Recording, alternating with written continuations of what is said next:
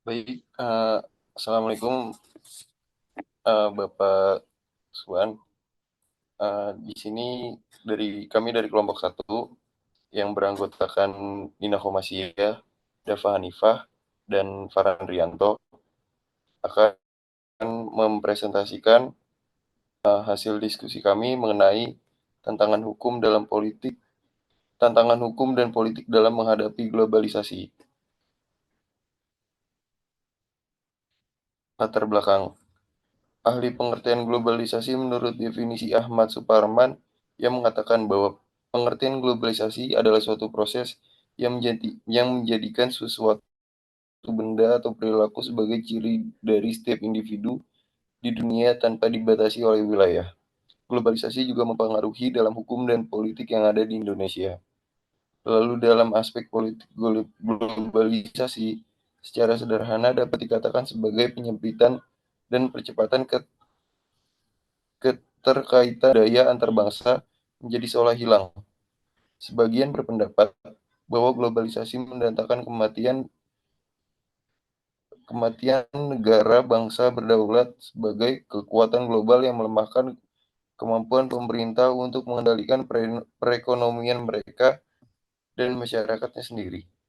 Sebagian lain yang mendukung ide globalisasi berpendapat bahwa negara-negara tetap merupakan unsur utama pembentuk tatanan dunia.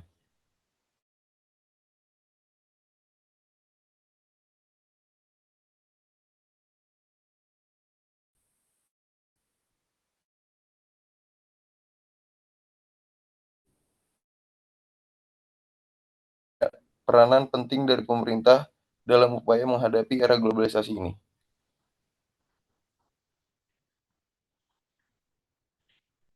Rumusan masalah.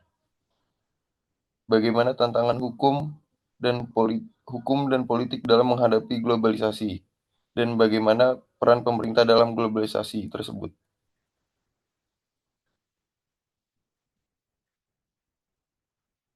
Tantangan hukum dan politik dalam menghadapi globalisasi. Dalam konteks Indonesia saat ini, multikrisis yang melahirkan frustasi dan rasa ketertindasan menampakkan wujudnya dalam bentuk sejumlah besar penyalahgunaan kekuasaan atau abuse of power oleh para elit yang menyebabkan maraknya korupsi, kejahatan politik, lemahnya penegakan hukum, dan ketidakberdayaan ekonomi yang nyaris membawa negeri ini kepada jurang kehancuran. Semua orang harus sadar bahwa dalam kehidupan berbangsa dan bernegara harus kembali bersandar pada kesepakatan yang disebut Pancasila. Publik Indonesia pun berpendapat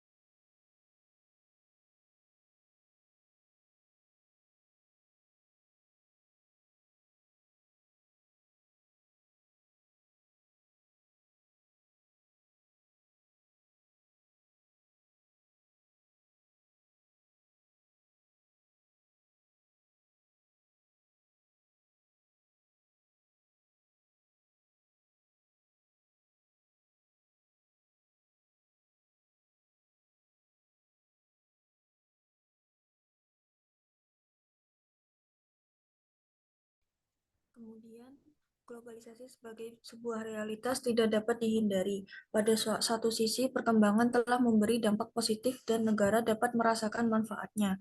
Dengan perkembangan sistem teknologi, informasi, komunikasi, dan transportasi, negara diberikan kemudahan dalam melakukan berbagai kegiatan yang terkait dengan perencanaan, pelaksanaan, maupun evaluasi pelaksanaan pembangunan. Realitanya, globalisasi tidak hanya menawarkan dinamika dampak positif seperti gambaran di atas, tidak dapat dinafikan, berbagai permasalahan juga harus ditanggung negara terkait spektrum globalisasi tersebut yang dalam konteks ini dilihat sebagai tantangan. Berbagai nilai dengan identitas paham, baik yang sudah lazim dikenal maupun yang mengambil bentuk baru, berseliweran, menyertai tata pergaulan dan interaksi di tengah arus globalisasi.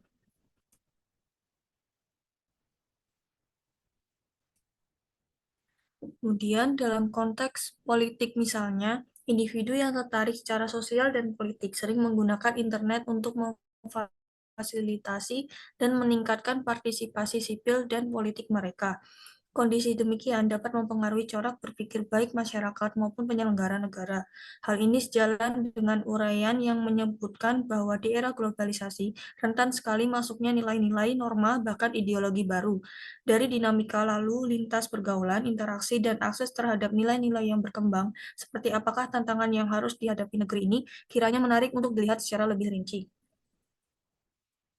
Dalam hal ini, bahasan dilakukan terhadap dua subfokus, meliputi tantangan globalisasi dan peran negara yang dikorelasikan dengan implikasi aktualisasi nilai-nilai bersama. Pertama, tantangan yang dilihat pertama adalah bentuk pengaruh globalisasi terkait aktualisasi nilai-nilai ideologi yang ada pada masyarakat. Kemudian kedua, penelusuran juga dilakukan pada peran yang dilakukan oleh negara melalui representasi pemerintah dalam merespon tantangan globalisasi, serta implikasi peran yang telah dimainkan pemerintah tersebut. Contoh dari tantangan dan implikasi aktualisasi yang bisa kita ambil dari yang pertama, nilai sila keempat dari Pancasila pada diri anak bangsa antara lain dapat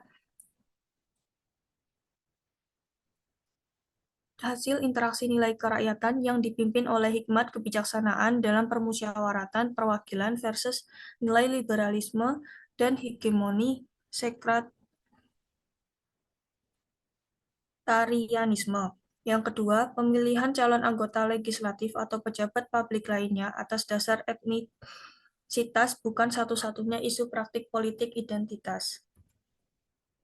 Kemudian peran pemerintah dalam globalisasi. Negara berusaha menjawab dan menyelesaikan permasalahan-permasalahan yang terjadi di dalam masyarakat. Biasanya yang dilakukan pemerintah adalah mengikuti prosedur dan amanat yang diatur oleh perundang-undangan. Perwujudan pelaksanaan biasanya melalui dikeluarkannya kebijakan yang mendorong suasana menjadi kondusif, yang membuat masyarakat tenang dan dapat menjalankan aktivitasnya tanpa gangguan keamanan. Seperti pemerintah menurunkan aparat keamanan dari unsur TNI Polri untuk mengambil langkah-langkah pengamanan, dan organisasi sosial dan kemasyarakatan yang menjadi bukti keterbukaan dari ideologi Pancasila.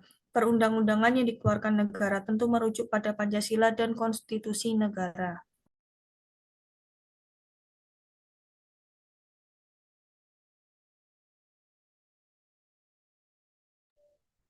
Kemudian perlu juga membangun moralitas politik dengan mempertimbangkan berbagai alasan yang menjadi permasalahan bangsa dalam menghadapi globalisasi, terutama menuju sistem hukum nasional, yaitu pertama, secara struktural diperlukan badan koordinasi, pemantauan, dan pelaksanaan instrumen internasional yang bersifat independen yang menyangkut unsur suprastruktur, infrastruktur, dan kepakaran. Yang kedua, secara substansi diperlukan harmonisasi hukum yang cepat, terencana antar hukum positif dan instrumen internasional. Yang ketiga, secara kultural, penyamaan global vision dalam menghadapi gelombang globalisasi. Yang terakhir, sosialisasi untuk mengkomunikasikan konvensi internasional yang telah diratifikasi. Selanjutnya saya kembalikan ke moderator.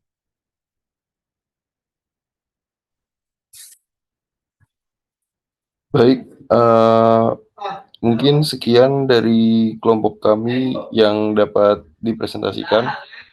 Bila ada saran-saran kata atau kurangnya materi, kelompok kami minta maaf kurang lebihnya. Assalamualaikum warahmatullahi wabarakatuh.